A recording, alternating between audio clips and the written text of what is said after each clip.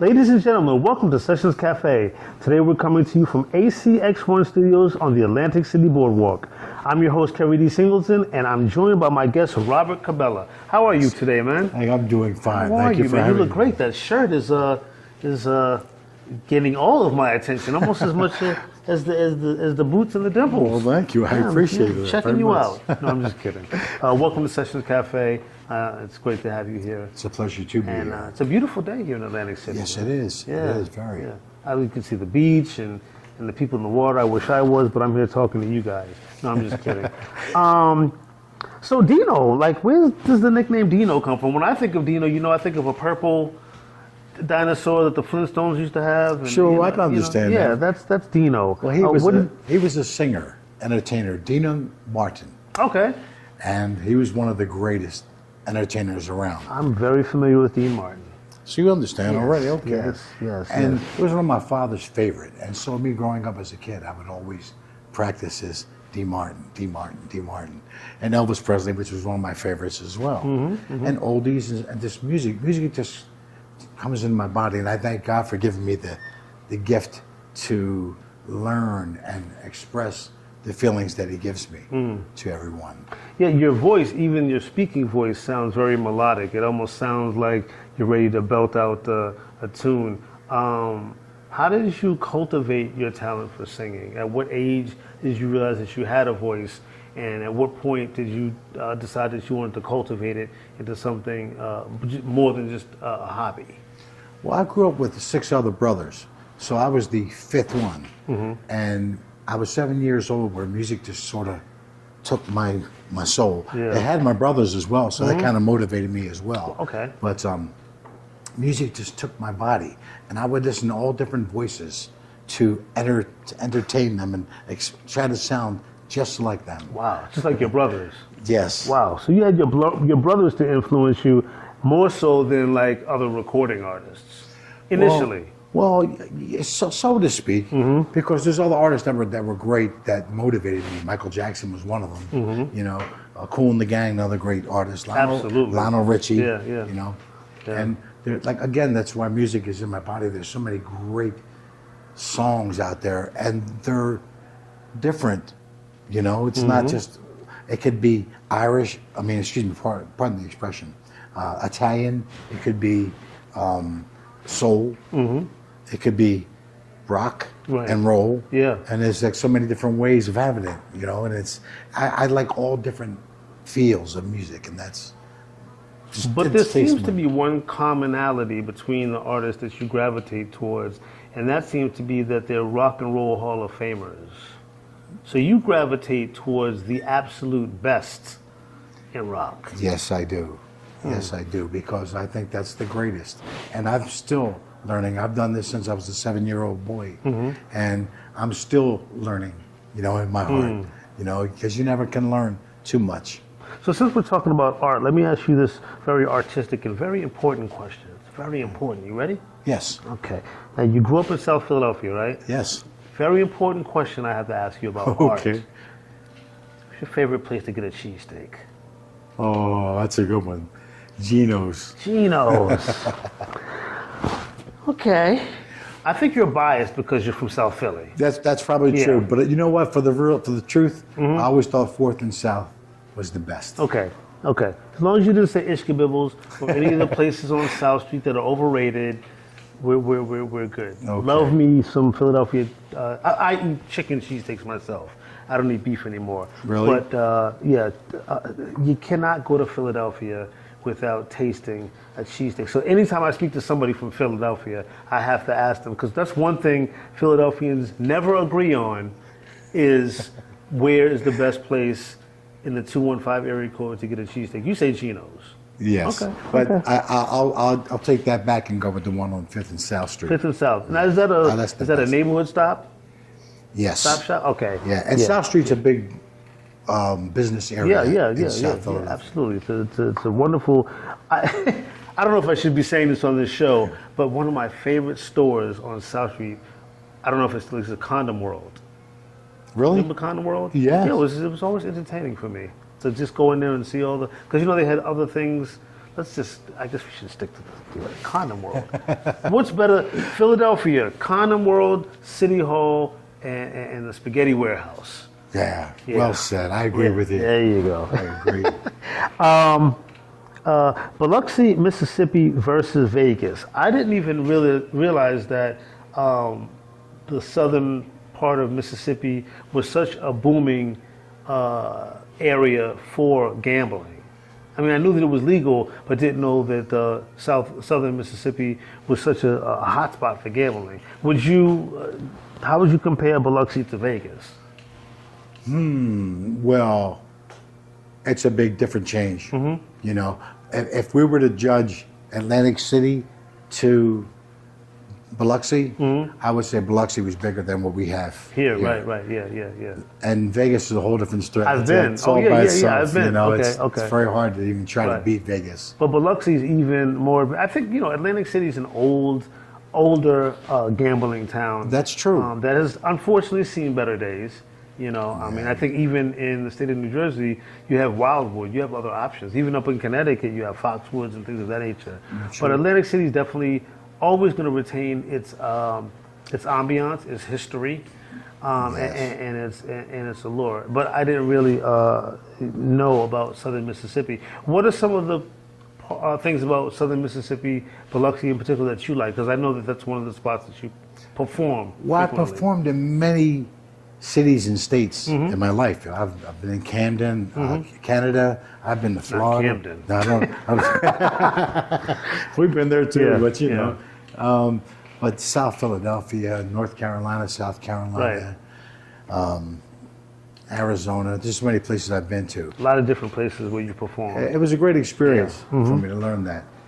But Vegas is definitely the spot. Yes. So what is it like to perform in Las Vegas? I mean, that is for many the top of the mountain for many artists, particularly those of a certain age who retire singing in Vegas and do quite well.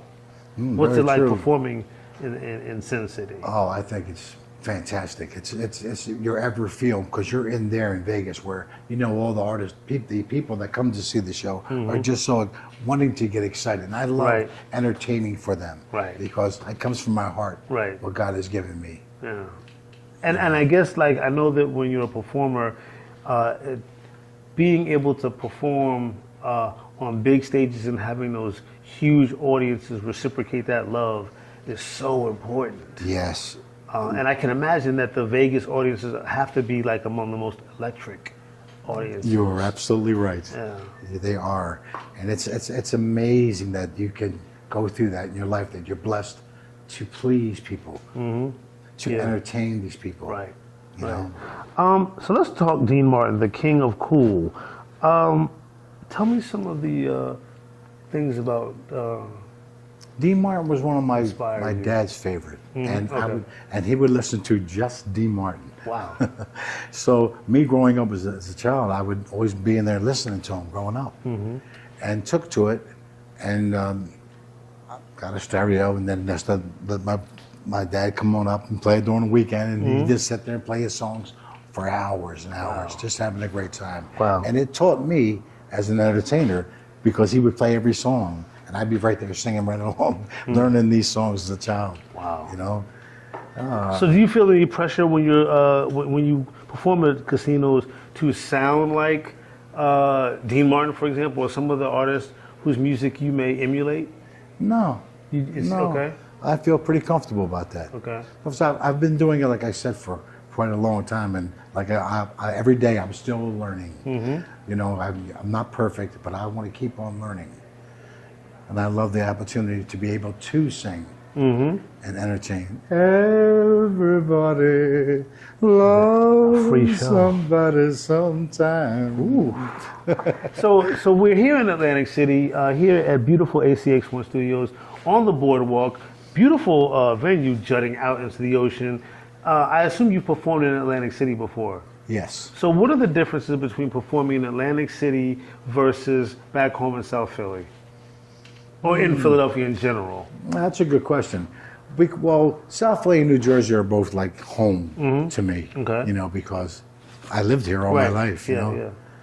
But I don't think anybody touches Home. our home. Yeah. Because this is home to Right. us, you know. It's, And there's one thing about a Philadelphia audience: they will not lie to you. They Very will true. not. They will not. They will not applaud you simply because you are from Philadelphia or South Jersey. They will let you know whether you're good or not. And I think that's very important, even more so than New York. New York will give you a shot. They'll clap for you and then boo if you're bad. Philadelphians will just sit there with their arms crossed waiting for you to bomb or not. And so, you know. that's great. It's true, though. Definitely It is true. interesting training grounds. What are some of the lessons that you learned from performing casino shows? Vocally, it's strengthened me as I've learned and I practice, and I keep practicing. Because I am the kind of guy that says I'm never perfect. I can always get better at what I do. And that's the kind of guy that I am, you know. You're super And perfectionist. I thank God giving me the talent to do that again, you know, because it's a blessing. So when we come back, we're going to talk a little. And I actually want to know if you plan on, or if you have recorded any of your own music. So when we come back, we're going to talk a little bit more about you and your personal relationship with your music. Right? Yes, We'll thank be you. right back.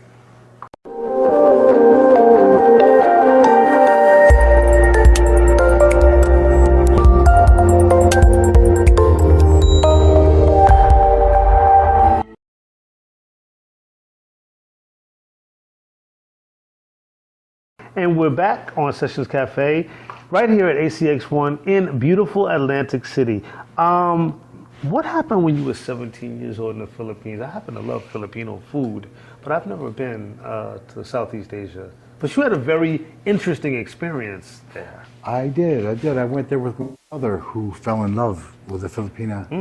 And he went there at that time, and I asked him, I would love to go with you. So I Okay. went there with him a month later. And after a while, I started to get the itch. I wanted to sing. I wanted to sing and entertain.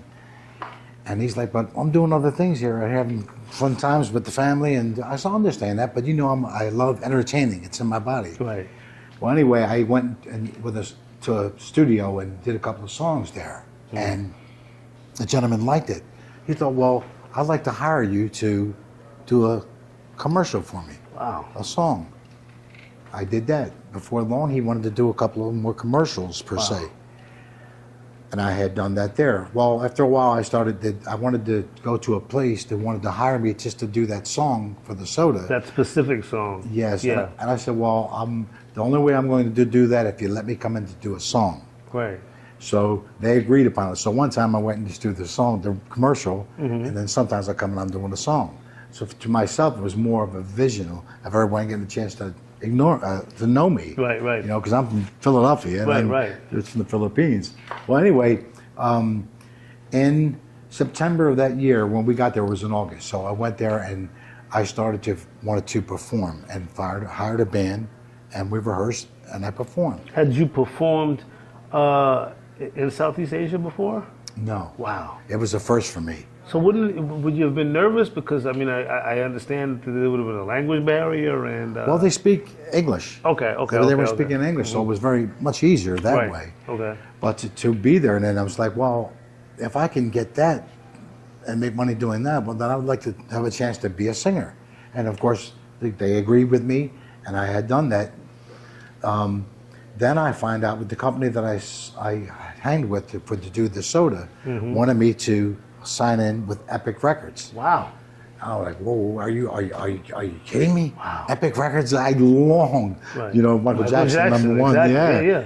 And it's like, okay, so I'm getting in the office at this particular time, and I'm told that America was accused of killing they didn't call it a president in the Philippines, but they Their had killed political him. leader, yeah. They had killed him, and they were accusing us. And now, at that time, my brother had went home. Yeah. I had been performing probably in the Philippines for a good 10 months by myself at that time. And then my brother went home in January. And so when that took place, it's when I'm deciding, well, what do I do? Right, of course. I'm just a young man From South Philly, yeah. from South Philly. What do I do? Yeah. Only thing I knew, I went home and lost that contract with wow. Epic Records. What Sitting year was right- that? Do you remember? I'd have to say that was, let me think, 1980? 2 years before Thriller. So Yeah. Epic was shooting, My putting out a lot bad, of hits. 1984. matter of 84. fact, yes. So 2 years. Okay, wow. Michael had to stop out at that time. Wow. Wow, man. Wow. Crazy. Well, I have to ask though. I mean, the flip side is again, you did get to perform, for 10 months with a Filipino audience. What was their response to your music? Nothing but great applause. Right. They went nuts on me. I even did that one song that Michael Jackson does with all different voices in there. You and I. Oh yeah. And so many different things. So I was like, that was a shock to myself Yeah. too, being in the audience, that people hear me doing all these different voices, Right. being just a 17-year-old boy. That had to have been a moment for you. A moment. Let's talk about another moment. So again, Hurricane Katrina, you were living in Mississippi at the time. At the time, yeah, because I was touring different different cities and states. So, Yeah. and that probably lasts for a good 15 years of my life, building my life up. A lot of people, when we think back to that awful natural disaster, That was so unbelievable. many of us, but so many of us focus. Well, obviously, New Orleans was the largest city by population and size that was hit Right. by the hurricane, but it wasn't the only place hit by the hurricane. The entire Gulf suffered. Can you tell me what that was like? Can you walk me through what it was like being in Mississippi, especially that you're from Philly, you're not used to those kinds of tropical storms. But What was that like? when I had heard about that, I pretty much was ready to go home. Mm-hmm. I'm in a state of shock. I'm, hearing something about a hurricane, and how many hurricanes take place down there? Right. 8 months, Yeah, a year. Yeah. It shocked me. It shocked me. But I went through it many, many times with the weather like that down there. Really, I did. So at that time, though, I wanted to change my life. That had to have been a moment of clarity, to say the least. That would have given you an opportunity to really make some decisions on what you wanted to do, because it was so devastating. There were so many lives lost, and you were physically so close to the epicenter of that horrible storm. Very true. Yeah. Very true. It was kind of a shock, truly. Let's talk about your music. 'Cause you do covers, obviously, Yes. but do you enjoy most artists that can really sing? I'm gonna just be honest. Most artists that can really sing enjoy doing covers because of the familiarity that it brings between them and the audience. But what are some of the covers that you really enjoy doing, and do you enjoy doing your material more so than covers? Well, that's a good question. I like it because it's my stuff, and it's like something I've created, so Correct. to speak. Yeah. But I like the older music too, because it taught me how to sing and how to be an entertainer like I am. Right. So how can you not love them for being the inspiration to make me Right, it's just like a double. the way I am? Yeah. Yes. So let's talk about your music. What are some of the projects that you've recorded, and what kind of bubble would we put them in terms of genre? Because in the music industry, we love to put everything in a box. Well, sure, Yeah. I can understand that. Well, I've done a couple of songs that we have recorded, but haven't kicked up yet to where we're doing. Now, we just started with a band of ours, and we're doing some new recordings this next couple of months. Okay. So a lot of things we're planning to take place. So you're actually in the studio. Yes. Yeah, that's got to be really exciting. And you're writing and performing your own material in the studio. More or less, more so. Yeah. Yes. So you didn't. What genre though? You didn't give me a sneak peek into what kind of music we can expect to hear from you. Oh, that's a good question. I love all kind of music because, like I was telling you earlier, like I love soul, rock and roll. There's some great country music as well, you know. Okay. But these are the main things that I like. Jazz is fine too. What do you write about? What are some of the things that you write about? Relationships. Someone you fall in love with that can only touch your heart the only way they Smiling can touch. as you think about it. I wonder if we're talking about your wife. Yes, we are. Yeah. You are right, Keri. Love is definitely always the inspiration for some of the greatest songs, as are though trials and tribulations. So, do you find yourself, writing material about some of the less pleasant experiences that you had in your life? No. No. I try to stay positive. Yeah. Yes. I don't know, man. I'm just saying, Robert. Like some of the best art. Whether it be physical art, painting, etc., whether it be dance, some of the best art comes from the deepest pain. Some of my favorite artists: Madonna, Prince, Michael Jackson, Janet Jackson. Oh yeah. Stevie Wonder, Earth, Wind and Fire, Phil Collins. Long list, but some of their best work comes from the deepest pains. Phil Collins is song, I can't think of the name of it, was about homelessness. Bee Gees, another one. Oh yeah, definitely. Yeah. So that's the only reason that I said, a lot of times some of your most passionate songs, certainly a lot of times the songs that artists put out that resonate deepest with their audience often comes from their deepest, darkest moments. No. So no, huh? You're just singing about love all the time. I do, but I understand what you're meaning because there's other great songs like Easy. Yeah. Yeah. Which is a great song there, Yeah. So that's why I asked. So you're singing about love. And what about love do you sing about? I'm digging here. How great it is. I've been with my wife for 21 years. Congratulations, man. Thank you. I haven't even had a relationship for 21 months. Really? Sad. This isn't about me though, but it's I don't. That's why. Well, God bless you, my brother. I mean, because it's going to be fine. Don't be sympathetic. Being single is not that bad. No, but I mean, I love. I mean, I guess I haven't experienced, that sort of mutual adoration and pure love that unfortunately most people get to share in this lifetime, maybe one day, but until that happens, I actually often find myself immersed in the music of individuals who have found that, right? And so that's why it's important, Robert, that you make, if you're gonna write music about love, it's super important because you're inspiring so many other people, and that was gonna lead me to my next question. I agree. A lot of the great artists that I've had the opportunity to meet over the past couple years, I always get to tell them, like, you don't know, what your song meant to me. There's one person that you've never met until today. So I say all that to say, when you write and love songs, I feel that they should be something that others can resonate with. And so do you write love songs from the heart that your fans can really, really feel? So they may, to the point where maybe they even feel the love that you have for your wife? Yes, I do. Good. Yes, I do. It's from my feel. Yeah. That's the music that's in me, You sing with the love that you have, the feel. When I entertain, they always say, well, don't dance or don't move, but I can't sit still. Right, exactly. I can't. It's got that feeling in my body that just moves me. Right.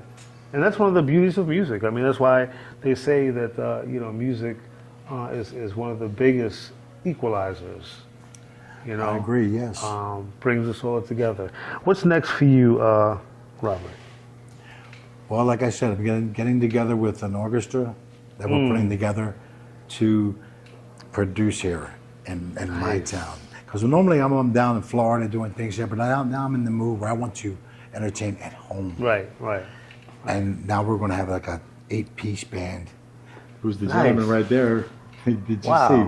That's what's up, man. His name is that's Chris. Performing with an orchestra, that's got to be, your instrument is your voice as you work in cohesion with other instruments in the venue. Well said. That's got to be Well wonderful, man. And then, of course, you get to go right down to Chino's afterwards and fatten yourself up, huh? Well said. That's what's Well up, said. man. So, yeah, I'm definitely looking forward to what you have going on, Robert. And when your project, do you have a name for it yet? Is it untitled? My name? For your album, your music. Oh no, not yet. Okay. No, not But yet. you'll tell me. I sure will. I kind of feel like We'll definitely I feel do like that. you kind of know. You're just not wanting to tell my audience that. Yet. But Not yet. when the album does come out, you'll come back on the show and I'm looking forward to talk coming about back. it. Really, I appreciate you having me for this time. Thank you, Really, I do. thank you. Chino's though, I don't know. I'm a Max's kind of guy. I'm with you on On that. Broad Street. Yeah, I'm with yeah, you on yeah. that. But thank you so much for coming to the show, man. It's Thank always you so great much, to have a Philadelphian from the city of brotherly love here on my show, Thank Robert. you. It's a pleasure as well. Thank you. And the shirt and the can you do me a favor? Can you? I don't know if you can get this. Just put your shoes on the table. We want on the table? people to see. Yeah, because we want people to see. Like those are the shoes. Those are the shoes. You gotta put them down a little bit so we can see. Yeah, you gotta be able Down? to. Yeah, Is that better?